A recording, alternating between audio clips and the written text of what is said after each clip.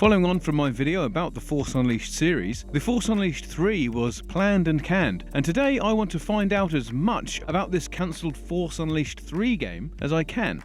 Let's start with the Force Unleashed 2. The game was short, and critics accused the game of being rushed. Negative reviews cited the game as a desperate cash grab, fan fiction, and one of the most underachieving games of 2010. Its commercial response was equally underwhelming. Despite a promising opening week, less than 4 million copies sold in total, on all formats. This was not the response Lucas were looking for in the sequel to the fastest-selling Star Wars game of all time.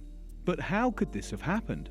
During the year Force Unleashed 2 went into production, LucasArts had no less than 3 CEOs, each with a different approach to executive involvement. The year Force Unleashed 2 shipped, LucasArts had 3 more. Hayden Blackman, the director of the first game, was helming the second, but announced his resignation before the game shipped. With growing studio involvement and a hellish production schedule, it's not beyond the realms of possibility that Blackman foresaw LucasArts' grim future and wanted out. About a month before the game shipped, LucasArts sacked some 85 employees from the Force Unleashed team, and before the year was out, had fired even more. By the time the Force Unleashed 2 had shipped, a third of all LucasArts employees had been fired. We know for a fact that the third Force Unleashed game was on the cards, but it seems likely that the internal pressures at LucasArts, ongoing staff upheaval, and creativity-crushing development schedules contributed to Hayden Blackman leaving LucasArts, and in turn, the third Force Unleashed game getting the can. We'll never know for sure, but this seems to be a sensible conclusion given the facts.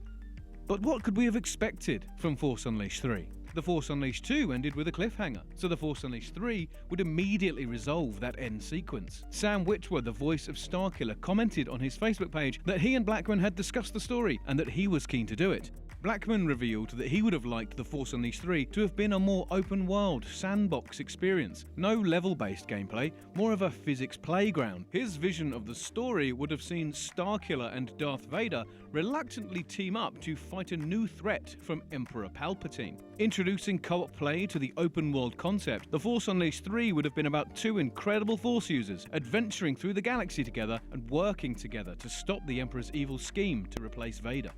For those who think Starkiller's story should have ended in The Force Unleashed 1, Blackman's original idea for The Force Unleashed 2 didn't involve Starkiller at all. One of them centered around Yoda. A kind of Yoda Unleashed, the game would have explored Yoda's past and probably featured him backflipping and slicing fools' heads off. Another idea was set thousands of years in the galactic past. One was a Western-inspired story about a grey Jedi keeping low after Order 66, kind of like Unforgiven but in space and with wizards. None of these ideas made it into The Force Unleashed 2 because Blackman was given 3 weeks to write the story. Given that the game was allowed less than 12 months of development time, the team pretty much had to use whatever assets they already had. After jotting down a few initial story notes and assembling some concept art, Blackman left LucasArts forever.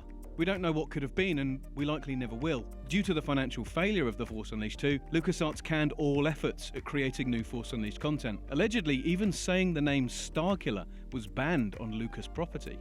In 2012, LucasArts was acquired by the Walt Disney Company, and a little over 6 months later, the studio closed, with all games development being cancelled and a further 150 staff members losing their jobs. The chance of a third game is slim. Disney most likely want to tell their own stories, and their resources seem to be focused on movies. The Force Unleashed could have been a hotbed of creative new ideas.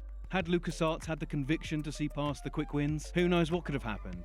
Would you have liked to have seen Starkiller and Vader teaming up in The Force Unleashed 3? Do you prefer that Jedi cowboy idea? Or are you happy to see the franchise gone? Thanks very much for watching, guys. Subscribe for more Star Wars videos.